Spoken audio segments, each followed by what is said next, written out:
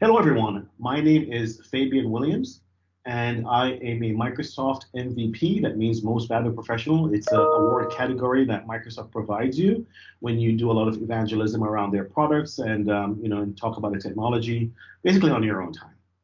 I'm a Microsoft MVP for the category of Visual Studio and Development Technologies, which means I write a lot of code, or used to at the very least.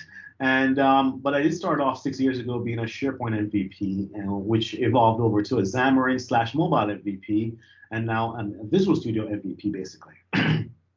And that basically sums up the trajectory of my professional life in a nutshell for the last, I guess, 15, 20 years, where I started off in SharePoint and over a period of time migrated over to mobile technology in the cloud.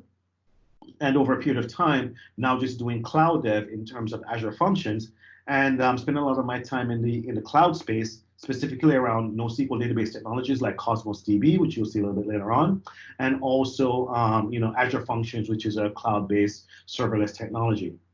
I work for a company called Witham in the DC metro area, but based out of New Jersey, and there I lead a practice for the intelligent process automation.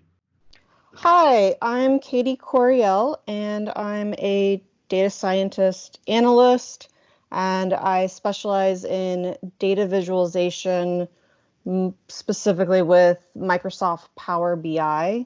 I came to this career in kind of a roundabout way, in that I got my master's in anthropology, but a focus on archaeology and GIS, so geographic information systems. And with that, I interned in the analytics department at AccuWeather, and my boss there had me learn a whole suite of business intelligence reporting. I naturally took to Microsoft Power BI, and so kind of ran with it from there. I used to work with Fabian in DC at Witham Digital, but now I'm with a software company called Practice Engine that's based out of the UK and Atlanta. And so I do consulting and development, all of that. And my favorite is storytelling through Power BI and with high-end data visualization. Everyone, so welcome back and thank you very much for taking the time to watching this video. In this segment, what we're going to be talking about is the vision around the solution that you are watching and hopefully going to be participating in. As we're living in these times, very hard and difficult times within the pandemic of COVID-19, workers find themselves somewhat displaced in several areas. They could be physically displaced by being unemployed based on just the interactions of how they operated at work, or they could be displaced in such way that they're at home working from home, and their kids are, if you have kids, are at home with you, and you find yourself, homeschooling while also working, while also remaining in social isolation. And displacement can take many different forms. For even people without children, could have pets, and the normal routine of how you handle that life is completely different as well. I was having a conversation with a few folks at Microsoft and also within the MVP community, and we were talking about what it's going to look like after COVID-19 ends and we resume as normal as you can get work life. And we realized that companies are going to be addressing this differently. The way human beings interact with each other, both socially and professionally, could also get reshaped. And in particular, the fact that I speak at a lot of conferences, we thought that the conversation really stemmed around, well, how many more live conferences are we going to have? And are they going to be the same? And our sponsors going to continue to want to do this? And there's a lot of ifs in there. And predicated on that is, basically human behavior. And one of the things that we wanted to answer, which we didn't have an effective way of discerning, was, well, can you poll the population? How do we know what people are saying and what people are doing? As it is right now, when you look at the polling situation, people are talking about mortality rates and infection rates, but no one's really looking at the human element, the human capital.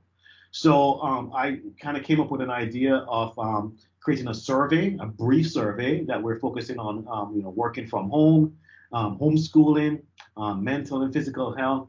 And I wanted to capture that information over a period of day, days, weeks, and having people repeatedly take it so that we can get a benchmark of how people feel.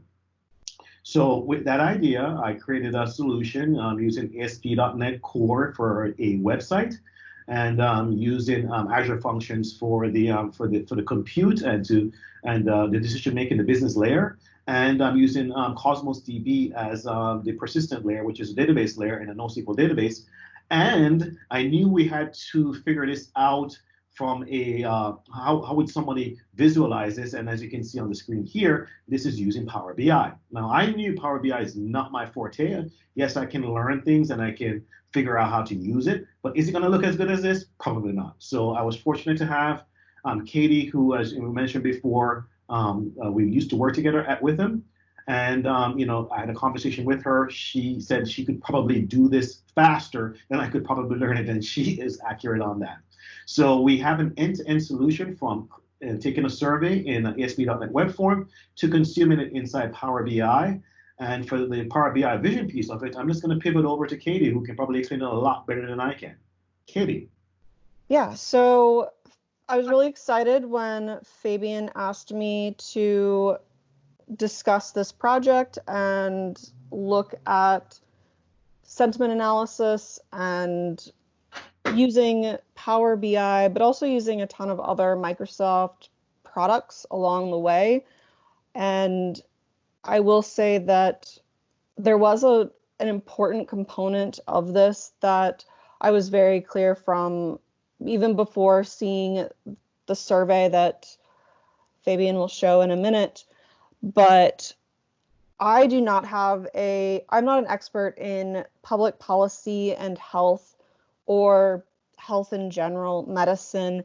And there are so many people who are creating reports, if you're in the Power BI world, or dashboards, if you're in Tableau, that are based on COVID-19 or coronavirus. And because we're not being directed by an expert in public policy and health, that I wanted to steer away from the more hard-hitting data, the more heavy data. And so talking about feelings actually I was excited about. And so sentiment analysis, basically we're talking about feelings, we're talking about emotion, and I am using a lot more color in my report than if I was, say, Johns Hopkins and displaying COVID-19 data. And I did take a bit of inspiration from Disney Pixar's Inside Out that deals with feelings and emotions.